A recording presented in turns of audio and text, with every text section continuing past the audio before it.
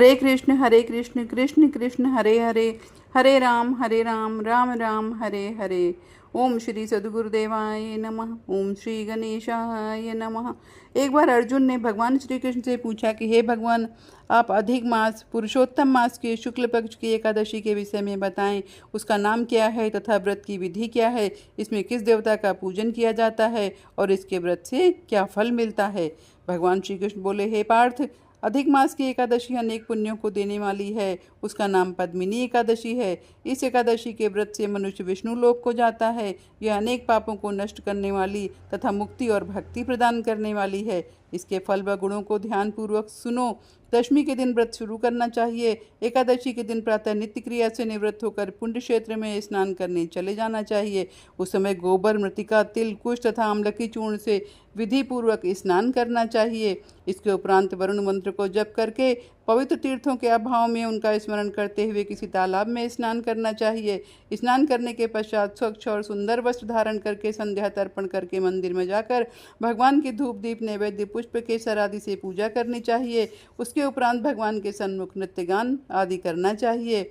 भक्तजनों के साथ भगवान के सामने पुराण की कथा सुननी चाहिए। अधिक मास के शुक्ल पक्ष की पद्मिनी एकादशी का व्रत निर्जल करना चाहिए। यदि मनुष्य में निर्जल रहने की शक्ति ना हो तो उसे जलपान या अल्पाहार से व्रत करना चाहिए। रात्रि में जागरण करके नाच और गान करके भगवान का स्मरण करते रहना चाहिए।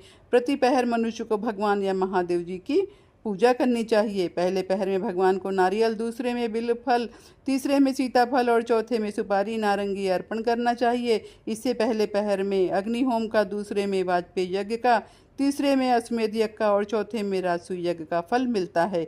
इस व्रत से बढ़कर संसार में कोई यज्ञ, तप, दान या पुण्य नहीं है। एकादशी का व्रत करने वाले मनुष्य को समस्त तीर्थों और यज्ञों का फल मिल जाता है। इस तरह से सूर्योदय तक जागरण करना चाहिए और स्नान करके ब्राह्मणों को भोजन कराना चाहिए। इस प्रकार जो मनुष्य विधि पूर्वक भगवान की पूजा तथा व्रत करते हैं उनका जन्म सफल होता है। हे पार्थ, मैंने तुम्हें एकादशी के व्रत का पूरा विधान बता दिया है। अब जो पद्मिनी एकादशी का भक्तिपूर्वक व्रत कर चुके हैं उनकी कथा कहता हूँ। यह सुंदर कथा पुलस जी ने नारद जी से कही थी। एक समय कार्तिवीर ने रावण को अपने बंदी गृह में बंद कर लिया। उसे मुनि पुलस जी ने कार्तिवीर से विनय करके छुड़ाया। इस घटना को सुनकर नारद जी ने पुलस जी से पूछा कि हे महाराज, उस मायावी रावण को जिसने समस्त देवताओं सहित इंद्र को जीत लिया, कार्तिवीर ने किस प्रकार जीता, सो आप मुझे बताइए। इस पर पुलस्त्य जी बोले, हे नारद जी, पहले कृतवीर नामक एक राजा राज्य करता था। उस राजा के 100 स्त्रियां थीं।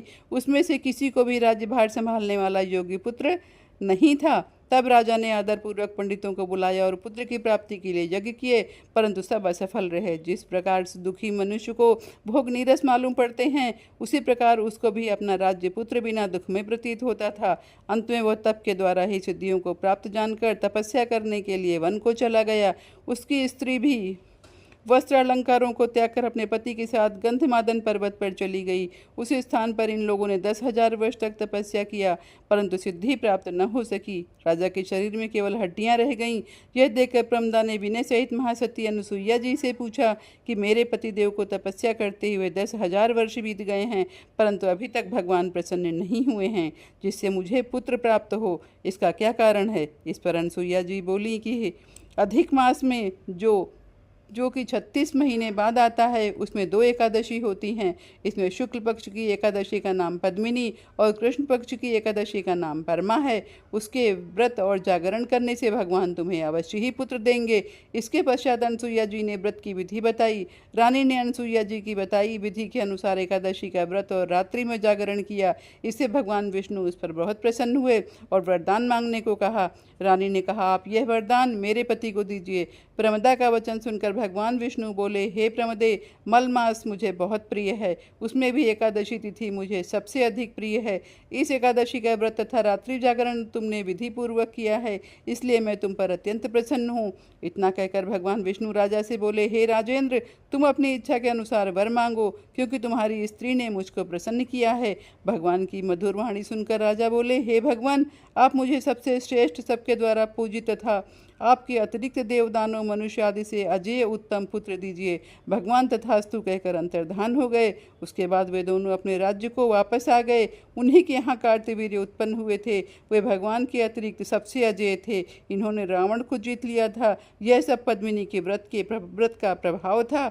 इतना कहकर पुलत्स जी वहाँ से चले गए।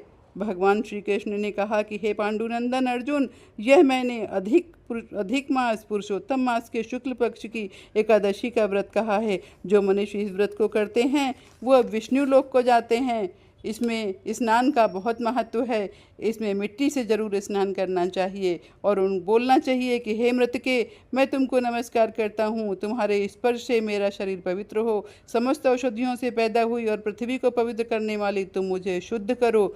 इस प्रकार से प्रार्थना करते हुए भगवान जगन्नाथ से प्रार्थना करनी चाहिए कि हे शंख चक्र गदाधारी देवों को देव जगन्नाथ, आप मुझे स्नान के लिए आज्ञा दीजिए। इस प्रकार से आज्ञा लेकर के स्नान करके विधि पूर्वक इस व्रत का पालन करना चाहिए। इस व्रत को करने से मनुष्य को बहुत सारे पुण्यों की प्राप्ति होती है।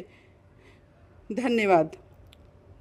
हरे कृष्ण कृष्ण कृष्ण हरे हरे, हरे राम राम राम हरे हरे। इस प्रकार से पद्मिनी एकादशी के व्रत की कथा का समापन हुआ। धन्यवाद।